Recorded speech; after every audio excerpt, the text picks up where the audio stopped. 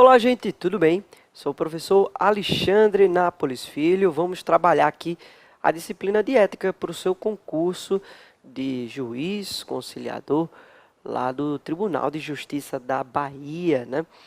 Se você tiver alguma dúvida, você pode mandar a sua dúvida para mim no meu Instagram, no Alexandre Nápoles. Você também pode me adicionar lá no Facebook, no Alexandre Nápoles Filho, me seguir, tá? No Alexandre Nápoles Filho, mas mande sua dúvida exclusivamente pelo meu Instagram, no Alexandre Nápoles Filho. Por esse canal de comunicação, para além de tirar dúvidas, você pode, pós-prova, me informar como que foi na prova, se achou fácil, se achou difícil, se caiu, que a gente comentou aqui, tá bom? E até para a gente comentar a prova de vocês, beleza? Vamos fazer esse pacto? Vamos abordar aqui essa nossa disciplina com base na doutrina que está, inclusive, no seu edital. O seu próprio edital, ele indica um texto de ética e é com base nele que a gente vai trabalhar essa nossa aula e com base também na resolução de várias questões que eu fiz da CESP, da SEBRASP, da disciplina ética, tá bom? Então, tudo que a gente está abordando aqui já caiu na prova da Banca CESP sobre o tema ética. Então, não negligencie nenhuma informação. Isso é importante, porque a gente vai falar muita coisa que parece muito abstrata, mas tudo isso já foi explorado na prova. Vamos começar aí pelo conceito de ética. É importantíssimo você levar para a prova a diferença entre o conceito de ética e moral. Então vamos começar pelo conceito de ética. Ética é uma palavra que origina do grego ethos. Isso já é pergunta e prova. As provas gostam de dizer que ética origina do latim. Falso. Ética tem a origem etimológica do grego ethos, que significa costume, conduta ou modo de agir. Não esqueçam, a ética é a ciência do comportamento humano. A ética é o campo de estudo desse comportamento humano. É a filosofia, a reflexão que se traz acerca da moral, das várias morais que existem em uma sociedade. E isso é importantíssimo para você fazer a distinção do conceito de moral que a gente vai ver mais à frente. Mas não esqueçam que a ética, ela surge a partir da reflexão socrática de Platão e de Aristóteles, que colocou na filosofia grega o ser humano no centro da preocupação, tirando um pouco da mitologia e colocando o ser humano no alvo da reflexão da filosofia. Então, a partir disso, a ética ela vai refletir, estudar os valores tanto individuais quanto coletivos dessa sociedade, tá? Da sociedade que está inserida.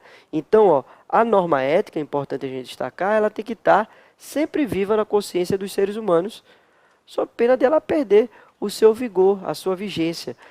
Não adianta você ter uma norma ética que ninguém pratica.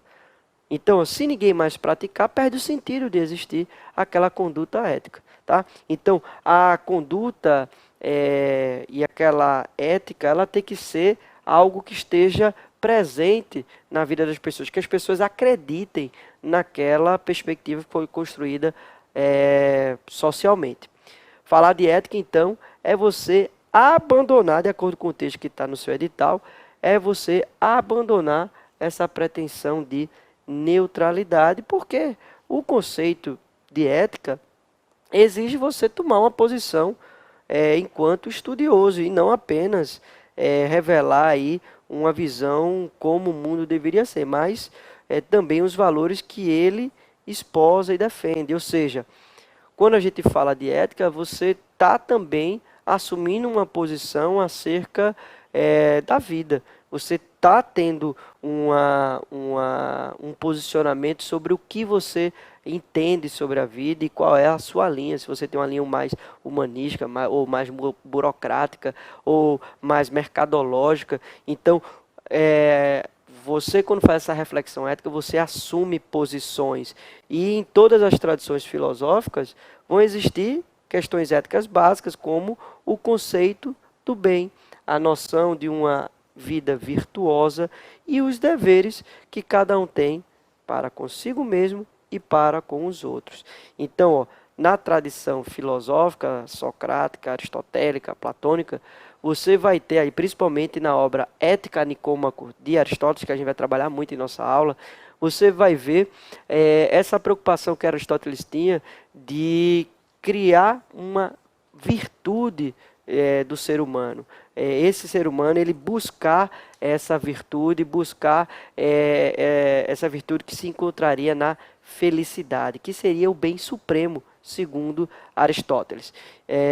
Mas a gente vai aprofundar um pouco mais essa obra Ética Nicômaco mais à frente, mas o que é importante agora, dentro desse conceito de ética, é a gente observar que ética é uma teoria normativa da conduta. A ética é uma teoria normativa da conduta.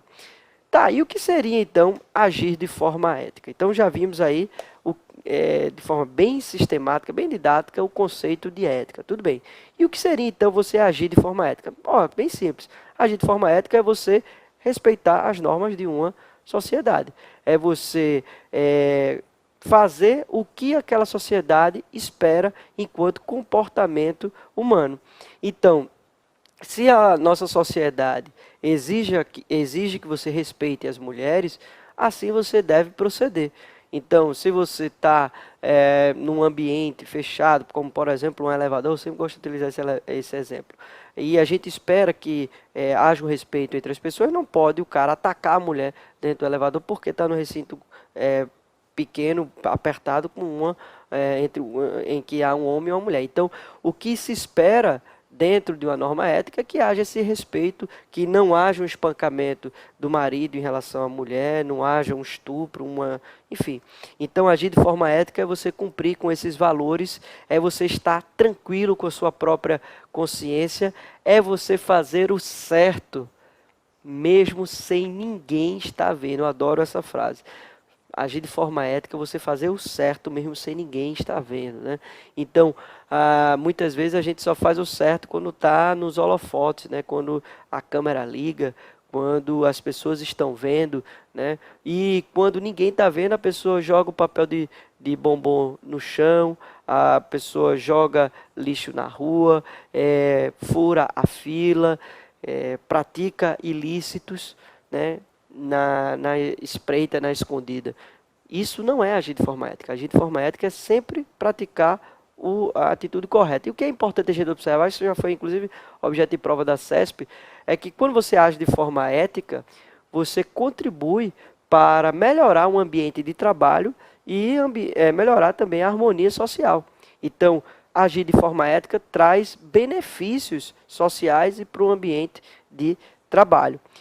Sendo então o indivíduo, estando submetido ele à jurisdição de um Estado, todo indivíduo ele está submetido à jurisdição do Estado, ele é nacional de algum Estado, né? Lógico que tem os apátridas, mas isso é uma exceção, inclusive ser apátrida é uma violação de direitos humanos previsto na Declaração Universal dos Direitos Humanos, mas o que é importante é que, como regra, todo ser humano ele tem uma nacionalidade, ele está vinculado juridicamente a um Estado. E estando vinculado juridicamente a um Estado, ele deve agir de acordo com as normas daquele Estado. E como é que ele vai agir? Conhecendo as normas, ele precisa conhecer e praticar. Não só conhecer, mas principalmente praticar. É importante você saber qual a regra, mas mais importante que saber é você praticar aquelas regras sociais. Aí muita gente pergunta, mas Alexandre, como é que o cara vai saber qual é a regra social? É para isso que existem os códigos de ética. Os códigos de ética, ele vai ali normatizar, positivar, colocar no papel o que se espera da conduta do indivíduo dentro de uma empresa ou dentro de um órgão público, né? Essa a relevância de um código de ética, é você formalizar, você positivar a orientação quanto à moral daquele indivíduo, seja no setor privado, seja no setor público, tá? E a gente vai estudar aqui esse código de ética da Magistratura Nacional que está no seu edital. Aristóteles, então, ele dizia na sua obra Ética Nicômaco, como a gente comentou aqui, que a felicidade vai ser identificada como um bem supremo, considerando Aristóteles, então, que a felicidade é um bem que é desejável por si mesmo, o único que não contribui para outras coisas, o único que é bom em si, é a felicidade. Então, a ética é o conhecimento e a prática do bem. A ética é a prática da felicidade. Olha que coisa interessante. Que uma vez alcançado vai levar o homem a ser bom e agir bem. Né? Olha que coisa interessante. Então, dentro dessa perspectiva da filosofia aristotélica, a ética é a busca pela felicidade, né? E essa concepção, então, de Aristóteles, ela é bastante útil para a gente refletir sobre a ética na administração pública. E aí, 3 conclusões a gente traz aqui em relação a esse conceito de ética que a gente está trabalhando. Primeiro, a ética é a reflexão, uma reflexão, é um pensamento, é a ciência. Não esqueça dessas palavras-chave. Ética, é reflexão, é a ciência, é o campo de estudo. São palavras-chave para você identificar o conceito de ética, tá? Numa questão de prova. Então, essa reflexão sistemática e rigorosa acerca dos valores, das normas de conduta e dos princípios morais que norteiam a ação do ser humano junto a seus semelhantes, tá? Dentro da sociedade e até individualmente. A ética também é aplicada em toda esfera da vida humana, tá? Em toda esfera da vida humana, a ética ela se aplica. E a ética é uma reflexão sobre como deveria ser o agir humano. A ética é uma reflexão de como deveria ser o agir humano conforme determinada estrutura de valores, ok? Beleza? Então, resumindo a ópera, a ética é essa reflexão sistemática e rigorosa desses valores, dessas normas. Beleza? Tá, nos debruçamos sobre esse conceito de ética, sobre esse agir ético. Também é importante a gente trazer a ética aplicada. A ética aplicada nada mais é do que a ética circunscrita à realidade, a ética aplicada no dia a dia, a ética em que você consegue materializar a partir da conduta do ser humano em sociedade.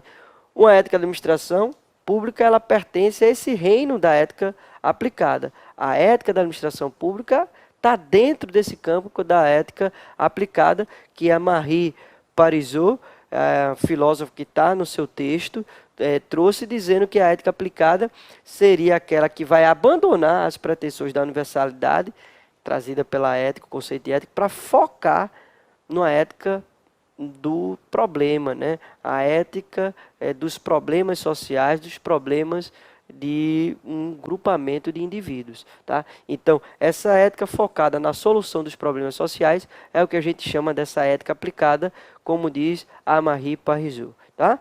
3, então, características da ética aplicada merece destaque, como a busca por responder problemas práticos e concretos, tá? Então, a ética aplicada, ela vai resolver, ou buscar resolver, né, problemas práticos e concretos relacionados a essa sociedade. Essa ética aplicada, ela também vai exigir esse diálogo multidisciplinar. Então, para você conseguir aplicar a ética dentro dos problemas sociais que existem dentro da sociedade, é importante você compreender essa sociedade.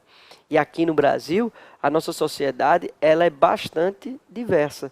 Há uma pluralidade de formas de viver a vida. Então, primeiro você precisa compreender para você aplicar essa ética, né? Então, a gente tem aqui no Brasil comunidades quilombolas, indígenas, tem uma classe trabalhadora gigante trabalhando em várias áreas, tem muitos migrantes de vários países. Nosso país ele foi forjado a partir da migração de vários países, da África, da Europa, da Ásia. Da África vieram muitos de forma obrigatória, né?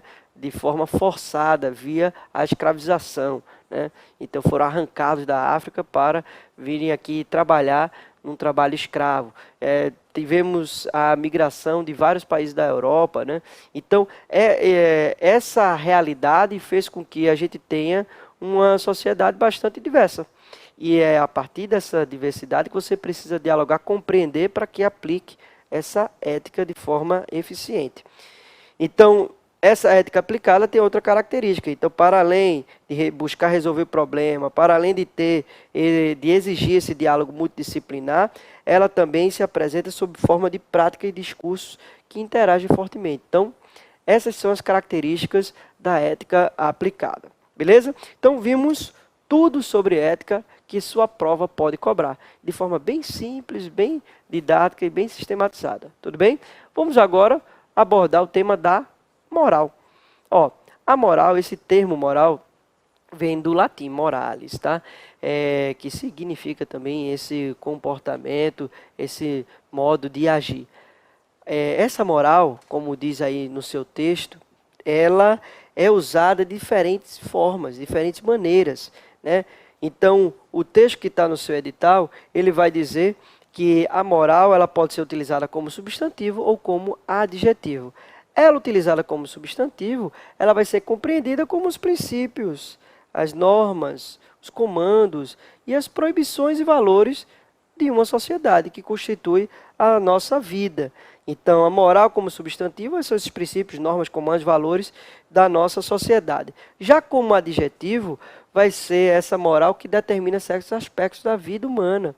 A conduta moral, o código moral, os princípios morais. Tá?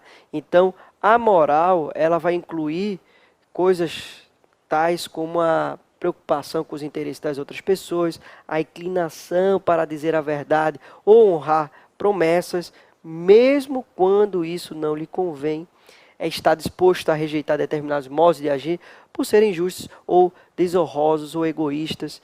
Então, a moral, ela se preocupa com essa conduta, né? Essa conduta correta, certa, né?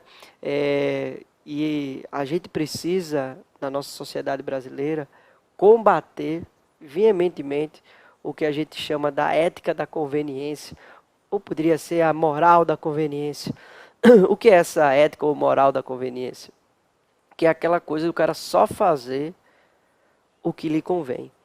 Só fazer o que está dentro das normas quando lhe convém. Por exemplo, a história de jogar o papelzinho na rua. Né? Então ele fala para todo mundo, né? Ah, não joga papel na rua, não joga papel na rua.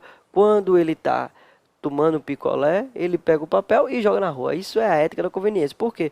Convém a ele jogar ali na rua porque ele não quer andar 1 quilômetro até eu esperar chegar em casa guardando aquele papel na bolsa ou no bolso.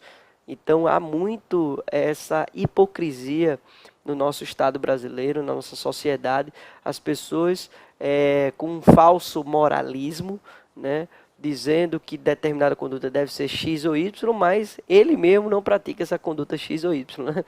Isso é muito comum na nossa sociedade, né? A pessoa ter esse falso moralismo. Né?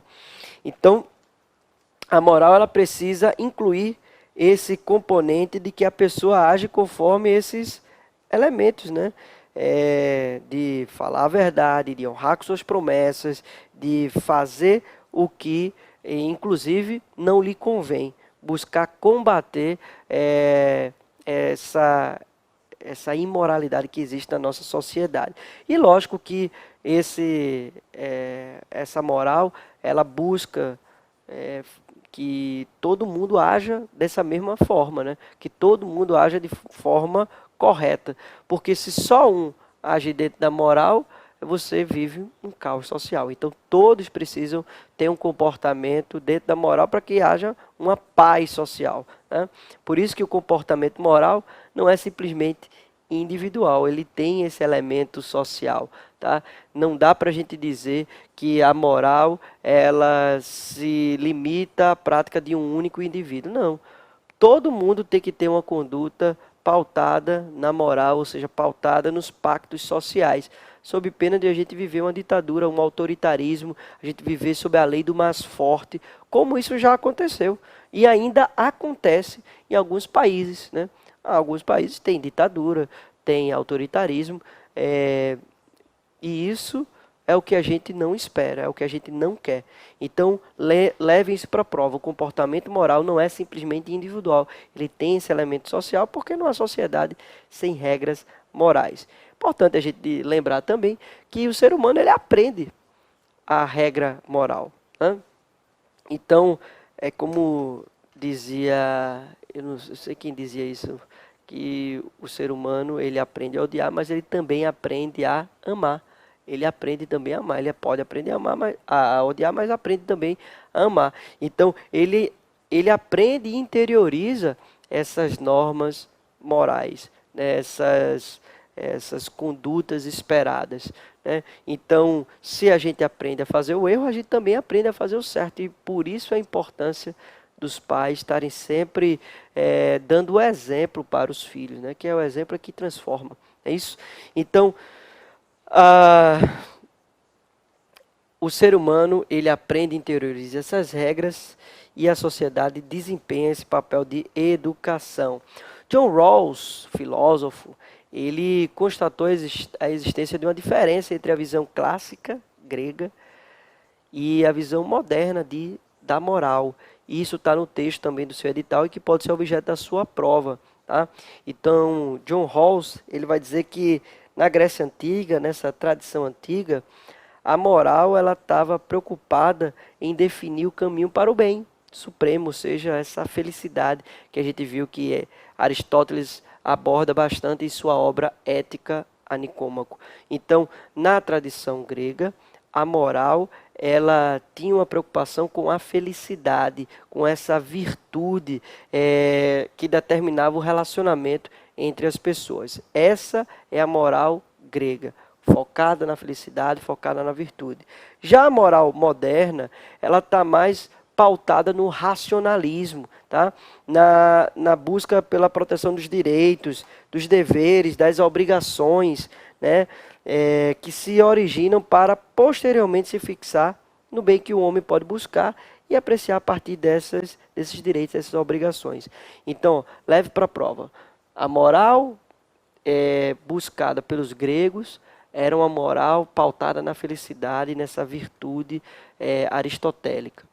Já a moral da tradição moderna é uma moral mais pautada no racionalismo, mais pautada nessa proteção dos direitos e deveres, nas obrigações. Na contemporaneidade, atualmente, há um mix, há uma união dessas duas perspectivas de moral, tanto a moral grega quanto a moral moderna, tá? Então, hoje em dia, se busca bastante unir essas duas perspectivas de morais, a moral racional como a moral também mais subjetiva, mais ideológica, que é essa moral da felicidade, tá? Beleza, então entendemos aí essa ética, entendemos aí o conceito de moral, fizemos aqui uma reflexão a partir do texto que está no seu edital, com base nos filósofos indicados por esse edital. Porque quando a gente fala de ética e moral, há uma gama gigante de filósofos, uma gama gigante de caminhos. A gente está seguindo o caminho que a sua prova vai cobrar, porque está no seu edital, tá? Então é importante agora a gente distinguir ética e moral, tá? Então, ética vai ser a ciência da moral, ou ética vai ser essa moral pensada, tá? Por isso que eu botei aqui em negrito e em vermelho, tá? A ética é a ciência da moral, ou essa moral pensada, tá? Então, a ética é essa filosofia, essa ciência. Já a moral vai ser as próprias normas, os princípios, os costumes, os valores, tá? De uma determinada sociedade. Então, para simplificar na hora da sua prova, a ética estuda a moral e a moral estuda os costumes. Mas é importante a gente observar que ambas, tanto a ética como a moral, elas vão exprimir esse conjunto de regras de conduta que se espera que sejam adotadas pelo ser humano, tá? Para facilitar a vida de vocês, a gente preparou esse quadrinho que você tem que guardar como se guardasse ouro em pó, tá? Então eu preparei esse quadrinho aqui com base nas provas da CESP. As provas vêm cobrando muito essa diferença de ética e moral, então eu sintetizei isso nesse quadrinho, tá? Então, ética vem do grego e moral vem do latim. Ética é a ciência, a moral é esse objeto de estudo da ciência. A ética é um princípio, ela é abstrata, a moral é uma conduta, é concreta. A ética é permanente, já a moral ela é mutável e temporal. A ética é universal, já a moral é cultural. Deixa eu fazer uma pausa aqui para explicar essa questão de ser mutável, de ser cultural. Vê só. Quando a gente fala dessa mutabilidade da moral, é importante a gente entender como isso funciona na prática, né? Então é o seguinte, imagina que a gente está aqui em Salvador, né? A moral de hoje em Salvador é diferente da moral há 50, 60 anos atrás, tá? Não era a mesma moral. O comportamento, os valores eram outros, né? Então, os valores dos nossos avós, bisavós eram distintos dos nossos valores de hoje. Muita coisa mudou. Havia, mais de 100 anos atrás, 150 anos atrás, escravização, né? Havia escravidão de forma institucionalizada no Estado brasileiro. Só em 1888 é que foi abolida no papel pela Lei Áurea lá da Princesa Isabel. Mas ainda hoje a gente ainda encontra escravização, ainda hoje, né? Mas era algo institucional você poder ser dono de uma outra pessoa. Na década de 30, a mulher não tinha o direito de votar. Só no Código Eleitoral de 32 e na Constituição Federal de 34 é que a mulher conquista no Brasil o direito ao voto. Então observem que se a gente travar o espaço e variar no tempo, em Salvador, há 100 anos atrás, o valor era diferente do de hoje, né? Como essa moral ela varia no tempo, no espaço também. Então, se a gente travar o tempo e variar o espaço, então a gente está hoje, aqui, 2019, estamos aqui em setembro de 2019. Se a gente pegar um avião agora e for para outro país, sei lá, se a gente for na Mongólia, se a gente for no Irã, a gente vai ter uma moral distinta da moral de Salvador, daqui no Brasil, né? Então, tendo o mesmo tempo, né, no mesmo espaço de tempo, você tem morais diferentes. Então a moral ela varia. Já a ética ela é permanente. Por quê? Porque a ética é a ciência, é a filosofia, é o campo de estudo que surge desde a Grécia Antiga, século V a.C., lá com Sócrates, Aristóteles e Platão. Tá? Então essa filosofia ela é permanente, mas a conduta, o comportamento da pessoa muda, porque os valores vão mudando. Percebe? Então, cuidado com esse detalhe. Por isso que a gente diz que a ética é permanente e universal, já a moral é mutável e ela é cultural. Variou a cultura, variou o país, a cidade, variou o tempo, ela está mudando. A ética, então, é teoria e a moral é prática. A ética é teoria e a moral é prática. Então, a ética é essa filosofia, essa ciência. Já a moral é esse comportamento prático, a conduta prática daquele indivíduo no dia a dia. Tranquilo? Então, fizemos aqui toda a reflexão do conceito de ética, de moral e a diferença entre ética e moral. Certamente, isso será uma questão da sua prova, tá? Outro ponto importante que está no seu edital é a gente falar sobre ética e democracia e o exercício da cidadania, tá? Há uma relação direta entre esses três elementos. É isso que você precisa levar para a prova. Ética, democracia e cidadania estão intrinsecamente interligados. Sem um, não há o outro. Sem um, não há o outro.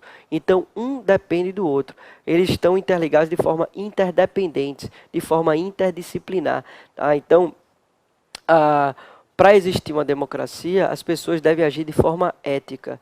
E agindo de forma ética, eles serão cidadãos, estarão exercitando essa cidadania.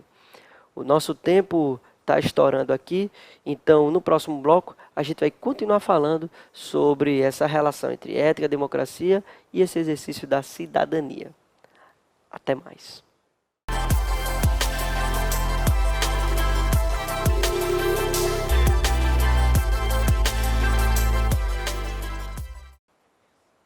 Olá, gente, tudo bem? Vamos continuar abordando aqui o tema da ética, democracia e cidadania, essa ligação entre esses elementos. Pessoal, o que é democracia? Democracia é o governo do povo, né? E essa democracia ela vai ser exercida a partir do momento que os indivíduos eles têm acesso a direitos, tendo acesso a direitos, eles serão considerados cidadãos. Vai estar se expressando ali a proteção à cidadania, tá? Para haver democracia tem que haver isonomia, tem que haver igualdade perante a lei. Todos devem estar sob a lei. Todos devem responder pelos seus atos de acordo com a lei. Não pode haver indivíduos que estão acima da lei, sob pena de a gente não viver uma democracia. Então, nessa democracia, nessa visão clássica de democracia, se assenta na participação coletiva e na igualdade de todos. Na participação coletiva e na igualdade de todos frente a esse sistema de representação política e dessa igualdade perante a lei. Não esqueçam que o artigo 1º da nossa Constituição Federal, vocês já estudaram isso várias vezes, que traz como um dos fundamentos da nossa República Federativa exatamente a proteção da cidadania e a proteção da dignidade humana. Então, a proteção da cidadania e a dignidade humana são os fundamentos, ou seja, as pilastras que sustentam o nosso Estado Democrático de Direito, a nossa República Federativa. A nossa República Federativa, ela se assenta nesse Estado que é um Estado democrático, ou seja, um Estado que é do povo e que respeita as leis, por isso que ele é um Estado democrático de direito e que tem como base, como está lá no artigo 1º, para além da soberania e dos valores sociais do trabalho, da livre iniciativa e o pluralismo político, está ali assentado na cidadania e na dignidade da pessoa humana.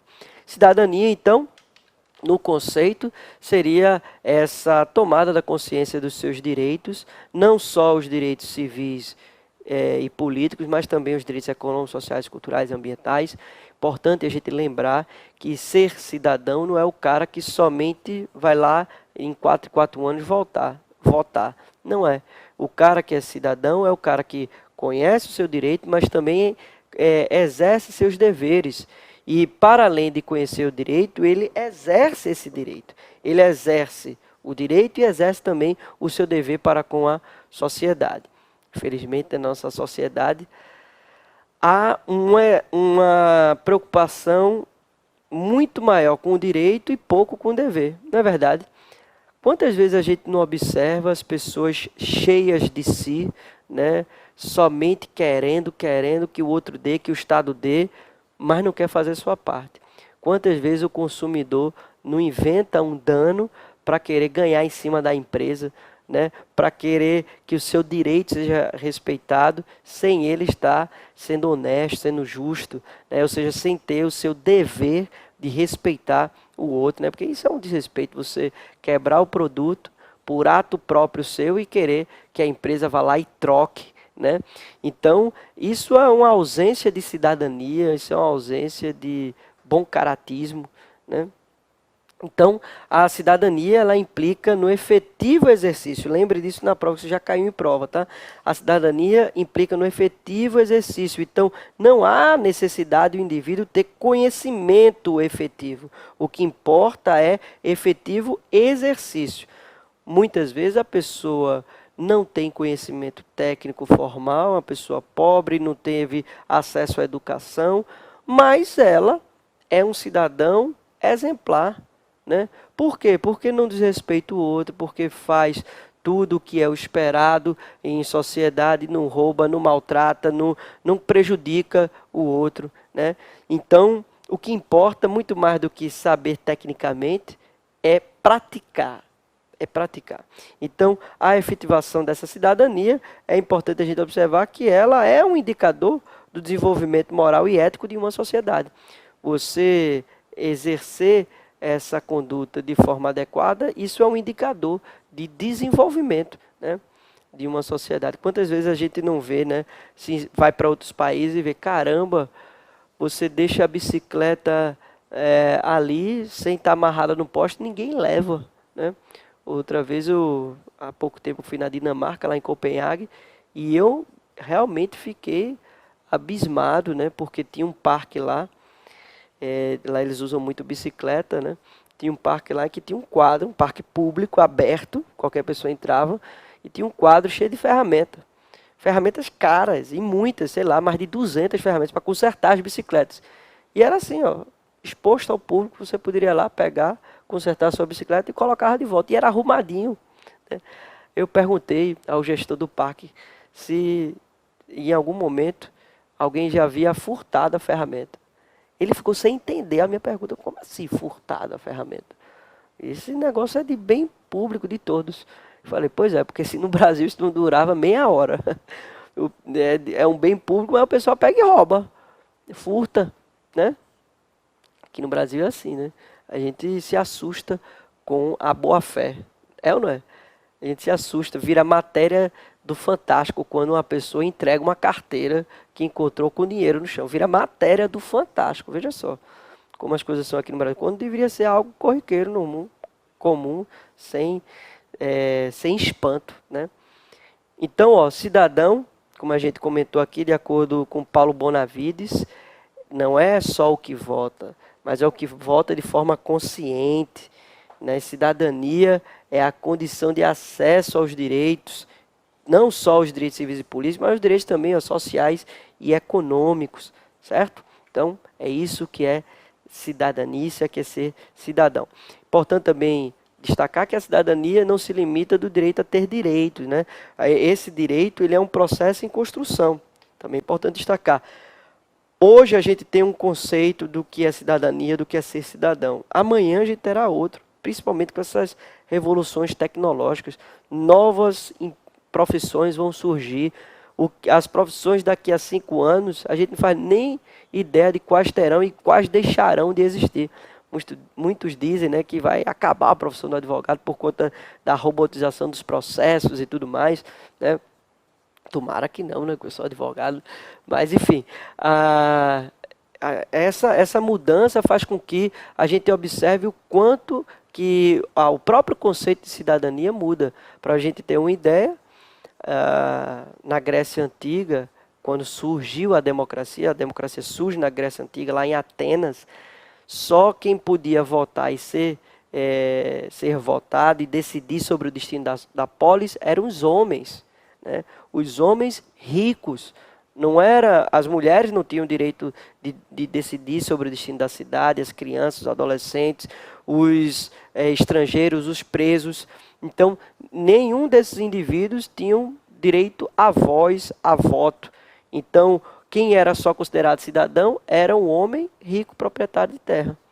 Então, veja que hoje o conceito de cidadão, de cidadania, está bem mais aberto, bem mais disponível para todas as outras pessoas, né? Então, leve isso para a prova. O conceito de cidadania, ele advém de um processo histórico de luta permanente, tá? Processo histórico de luta permanente. E não tem, por ser um processo histórico de luta permanente, essa cidadania ela não tem um valor universal. Assim como a moral, a cidadania varia no tempo e no espaço. E essa imagem aqui revela muito sobre isso. Vejam, duas mulheres compartilhando um espaço público, o mesmo espaço público, né? Uma praia, e cada uma exercendo a sua cidadania de acordo com os seus princípios, com os seus valores, com a sua moral, né? Então, uma usando o burkini, né, que é esse traje de banho das mulheres muçulmanas, e a outra usando um biquíni, né? Mas ambas ali se respeitando e desfrutando aí de um dia de sol, um banho de mar, maravilhoso banho de mar, não é? Então, leve isso para a prova. A cidadania não tem um valor universal, assim como a moral, ela varia no tempo e no espaço. Essa foto é uma foto de uma praia francesa, não sei qual, mas de uma praia francesa.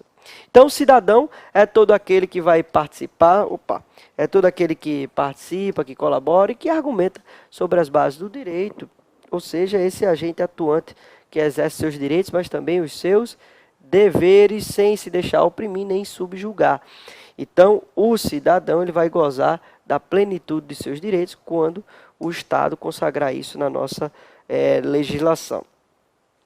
Ética na convivência social, ela está diretamente relacionada a esse conceito de cidadania. Então, como a gente comentou, há uma ligação entre ética, cidadania e democracia. Se a prova disser e afirmar que esses conceitos eles não se comunicam, isso é falso. Esses conceitos eles são interdependentes, um depende do outro. para haver a sua aplicação prática. E também é importante a gente levar para a prova as dimensões do regime democrático, tá? Então, duas dimensões a gente pode apontar aqui. O regime democrático é um regime representativo de governo que assegura, ou deve assegurar, né, eleições competitivas. Alexandre, o que são eleições competitivas? São eleições que são livres, isentas, igualitárias, includentes e decisivas. Como assim? Ó, eleição que é livre é aquela em que você não é obrigado a votar no candidato X ou Y, ou não é obrigado a se candidatar. Você é livre para escolher de votar e ser votado. Você tem liberdade de escolha, né? Não existe voto de cabresto dentro de uma democracia, ou não deveria existir, né? Porque no Brasil o que mais tem, principalmente no interior do Nordeste, há muito, e do Norte e do Nordeste, há muito voto de cabresto, ou seja, voto obrigado, em que a pessoa impõe o voto sob pena de ameaça, de coação. Também a eleição deve ser isenta, ou seja, deve haver uma imparcialidade, tá? Então, quem vai processar e julgar deve ser imparcial, não pode ter não pode estar pendendo só para um lado. Ela deve ser igualitária, então deve haver paridade de armas, todos devem ter as mesmas condições para buscar o voto, para se comunicar com o seu eleitor. Isso não existe no Brasil, né? Principalmente com essa divisão do fundo partidário, que é bastante não equânime, bem como a divisão do tempo de TV. Então tem gente que tem 10 segundos, outros têm 5 minutos, né, por conta das coligações e tudo mais. E isso faz com que não haja uma eleição competitiva. Não haver eleição competitiva, isso traz uma mitigação ao conceito de democracia, né? Tem que ser includente, né? Deve abarcar a pluralidade, a diversidade da população, as pessoas com deficiência, a pessoa idosa, todas as etnias, sem trazer qualquer tipo de preconceito ou discriminação. E deve ser decisiva. Ou seja, ela tem que dizer quem ganhou, não pode dar empate, tá? Outra dimensão, para além de ser um regime representativo de governo que garante eleições competitivas, o regime democrático, ele vai garantir os direitos fundamentais para o exercício dessa cidadania. E isso é a parte mais importante, tá? Então, no regime democrático, as pessoas estão asseguradas nesse direito, não podendo o chefe do Poder Executivo fazer o que bem entende, né? Se a pessoa discorda do chefe do Poder Executivo, ele tem que ter o direito de livremente expressar sua opinião, tá? Não pode a pessoa sofrer intervenções, não pode sofrer represália por conta da liberdade de opinião. Então, essa dimensão do regime democrático, ela garante direitos, e um dos direitos que a gente está dando como exemplo aqui é o direito à liberdade de expressão, mas há uma gama gigante de direitos dentro ali dos direitos civis, políticos, econômicos, sociais, culturais e ambientais. Para um governo democrático ser efetivo, ele precisa ter, para além de eleições competitivas, ele tem que ter eleições regulares e institucionalizadas. O que é que significa isso na prática, Alexandre? Eleições regulares é dentro de uma periodicidade. Isso é inclusive um princípio do direito eleitoral, né? Tem que ter essa periodicidade para que o perdedor ele possa aceitar a perda e saber quando que ele vai poder concorrer novamente para tentar vencer. Então, a regularidade traz estabilidade. A regularidade, não esqueçam disso, a regularidade não é uma coisa boba e banal. Pelo contrário, ter eleições regulares de 4 em 4 anos, ou 5 em 5 anos, ou de 3 em 3 anos, conforme prevê a lei. Nossa lei prevê de 4 em 4 anos, né? Mas já tem gente propondo para ser um único mandato de 5 anos, né? Tem vários projetos de lei tramitando nesse sentido, né? De emenda à Constituição e tudo mais. Então, mas o que importa é ter regularidade. Não pode um mandato, uma hora ter 4 anos, outra hora ter 2, outra hora ter 5, outra hora ser mutável a qualquer tempo. Porque isso traz insegurança. Trazendo insegurança há uma desarmonia social. E um perigo, né? Porque dentro de uma desarmonia vira ambiente de guerra, né? E também tem que ser institucionalizado, ou seja, tem que ser de acordo com a lei, com um órgão público imparcial, controlando, gerindo e dando o resultado daquela eleição, tá? Então, essa é a ideia da efetividade de um regime democrático. Para um regime democrático ser efetivo, ele tem que ter eleição competitiva, regular e institucionalizada. Os modelos democráticos, há 3 modelos democráticos: a democracia direta, a representativa e a democracia participativa ou deliberativa. Essa democracia direta, que a gente já comentou aqui, surge lá em Atenas, na Grécia Antiga, a partir da experiência socrática, né, da reflexão socrática de Sócrates, Aristóteles e Platão. E nessa democracia direta, um indivíduo ele diretamente decide o destino da sua cidade, na época chamada de polis, né? Lá em Atenas, tá? Então eles se reuniam em praças, os gregos, para decidir o destino da cidade. Como a gente já comentou, não eram todos os gregos, né? Eram só os homens ricos que tinham esse direito de ser considerado cidadão. O resto não era considerado cidadão. Democracia representativa é a que a gente experimenta no Brasil e é aplicada em vários países do mundo, né? Em que você escolhe uma pessoa para representar os seus valores, as suas crenças, os seus interesses, né? Então, há uma atomização desses valores em um único indivíduo. E essa modalidade de democracia, ela está em crise no mundo inteiro, né? Porque muitas vezes há o que a gente chama do estelionato eleitoral. O indivíduo ele é eleito pelo grupo X e ele acaba indo contrário aos valores daquele grupo. Então ele mente, né? Se finge ser de uma coisa, na verdade é outra. O cara finge ser de esquerda, na verdade é de direita, e o inverso também, né? Finge ser de direita, mas na verdade é de esquerda. O cara finge defender os valores da família e os valores cristãos, mas na verdade não defende. Ou então finge defender os interesses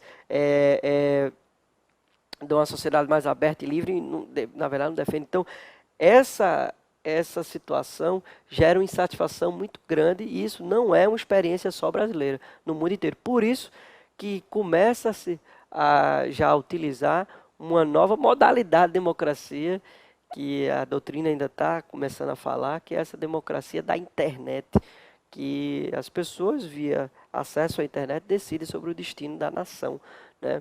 Muitos deputados, inclusive, já fazem isso, né? Lá na Câmara dos Deputados, nas Assembleias Legislativas, senadores, vereadores na Câmara dos Vereadores, botam lá no Story, né? Ou, enfim, no próprio Facebook, enquetes sobre o tema reforma da Previdência. E aí, vota a favor ou contra? E aí, de acordo com o posicionamento dos seguidores dele na rede social, ele se define se vai ser a favor ou contra. Isso é uma forma nova do fazer, né? Então, essa talvez seja a nova modelagem de democracia que vamos ter daqui para frente. Mas o que vai cair na sua prova são esses 3 modelos. Então, a direta, a representativa e a participativa ou deliberativa. Nessa participativa, o cidadão ele intervém diretamente nos procedimentos de tomada de decisão e tem aí também um controle do exercício do poder. Exemplo dessa democracia participativa é a democracia exercida via os conselhos setoriais, e há uma quantidade incontável de conselhos no Brasil. É uma coisa assim até assustadora de quantos conselhos tem.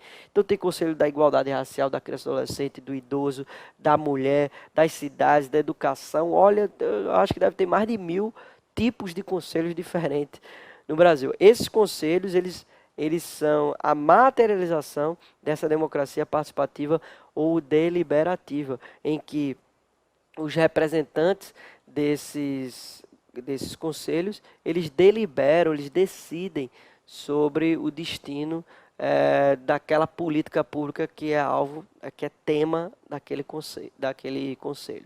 Outro exemplo que pode cair na prova, e já caiu em algumas provas da CESP, é o orçamento participativo, que a gente chama do OP, orçamento participativo, em que a população participa de conferências e tal, e lá diretamente decide para onde vai o dinheiro, né? Interferindo ali na construção da LOA, da LDO, do PPA, tá? Então, esse orçamento participativo é algumas experiências que, na maioria das vezes, deu errado. Por quê? Porque os representantes governamentais não cumprem o que a população decide, né? Mais uma vez, há muito estelionato eleitoral, né? Mas esse é um exemplo, né? São 2 exemplos aí clássicos de democracia participativa.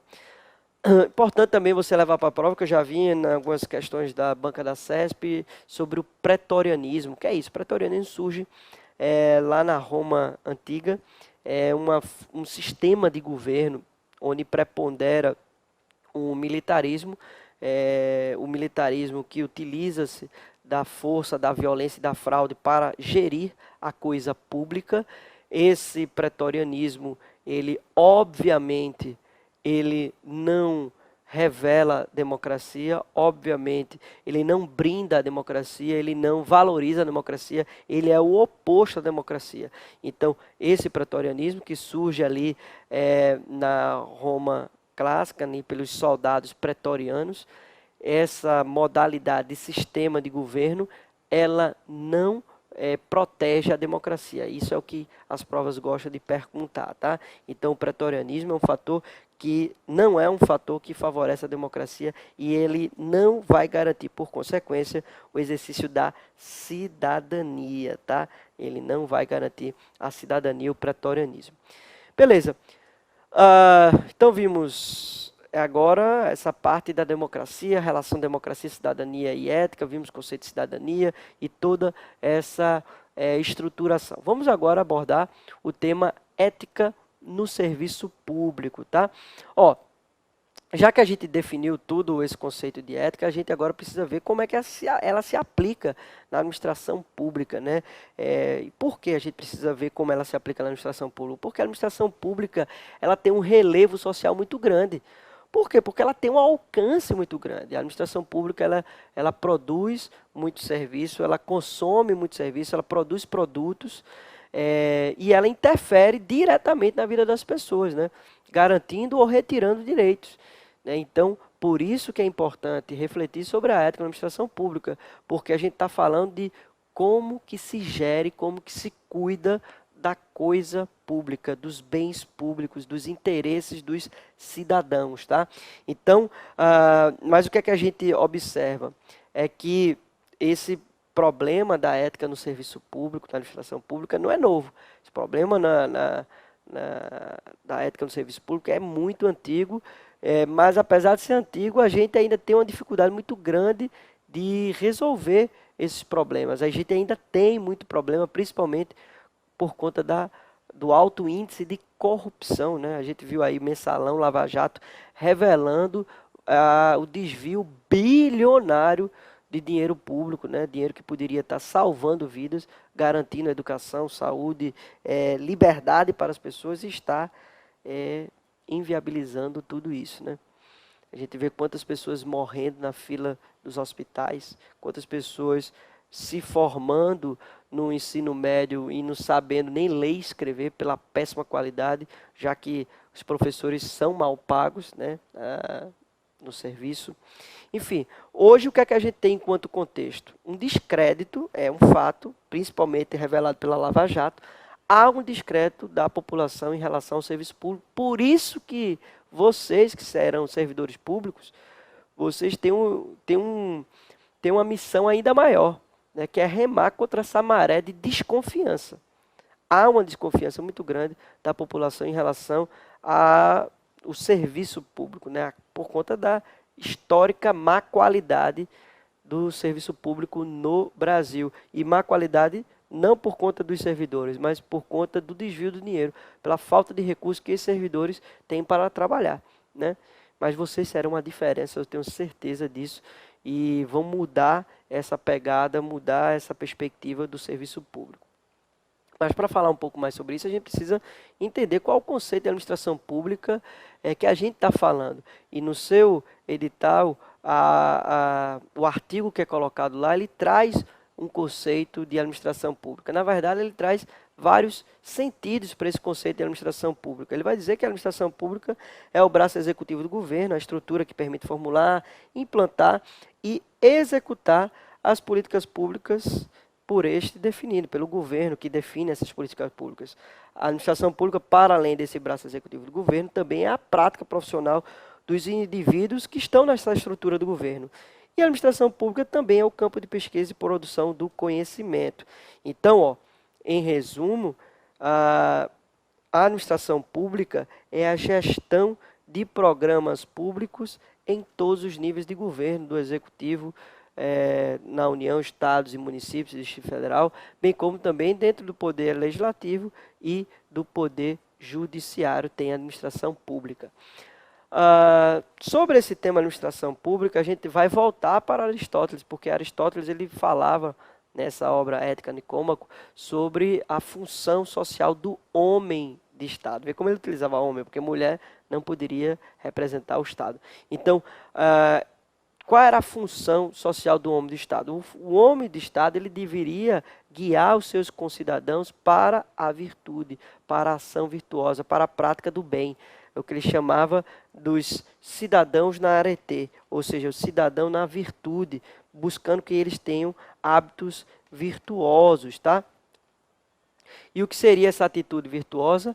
Para Aristóteles, a virtude moral é um meio termo entre dois vícios, um dos quais envolve excesso e o outro deficiência. E isso porque a sua natureza é visar a mediania, guarda essa palavra-chave, a mediania nas paixões e nos atos. Então, o justo é para Aristóteles, o meio termo, nem ao céu, nem ao inferno. Então, para Aristóteles, como o budismo fala muito, né? A justiça se encontra no equilíbrio, tá? Então, nem ser radical de direita, nem ser radical de esquerda. O equilíbrio é o caminho da felicidade, do ato virtuoso, tá? Então, Aristóteles ele vai propor a mediania como forma de alcançar essa virtude. Então, a forma aristotélica da mediania propõe a rigorosa punição dos vícios pelos agentes públicos, tá? E aí, para a gente saber dessa punição pela mente de Aristóteles, é importante destacar que ele dizia que deve ser punido somente os atos voluntários. Por isso que é importante você distinguir ato voluntário do ato involuntário. Isso já caiu também na prova da CESP. Então, você tem que distinguir o ato voluntário do involuntário. O voluntário é aquele feito com dolo, com intenção. E esse ato, quando ele é praticado contra a ética, que deve ser punido. O ato involuntário, que é antiético, para Aristóteles, ele não deveria ser punido. Então, para Aristóteles, somente o ato voluntário, que é contra a ética, que deveria ser punido. Só o ato imoral voluntário que deveria ser punido. Tá? Quando o cara é coagido, quando o cara faz sem intenção, então ele não deveria ser punido de acordo com Aristóteles. Tá? Marcelo Zappellini, que traz esse texto do seu edital, ele vai trazer aí três formas de gerenciar os assuntos públicos, tá? E aí ele vai dizer que tem três modelos de você gerenciar os assuntos públicos. O modelo da administração pública burocrática, o modelo da burocracia, o modelo do gerencialismo, que é o que se chama da nova gestão pública, ou New Public Management, e o novo serviço público. Então, há esses três modelos de gerenciar os assuntos públicos trazidos por esse texto do Marcelo Zappellini. Vamos começar, então, pelo modelo da administração pública burocrática. Weber, lá em 1978, ele descreveu a burocracia como sendo uma noção de autoridade racional legal, baseada na existência de normas legais em que todos deveriam respeitar. É o seguinte, é uma visão bem legalista da coisa. Então, a administração burocrática é aquela administração pautada nas normas, pautada no respeito à lei, né? Então, é uma administração mais travada, uma administração que o servidor ele tem que se ater à lei. E esse servidor ele vai agir de acordo com as regras do seu regimento. Tá? Nessa obra do Zappellini, ele vai trazer aí critérios para a atuação dessa burocracia pelos funcionários, tá? Dizendo que esses funcionários devem estar, inclusive, subordinados a uma autoridade suprema.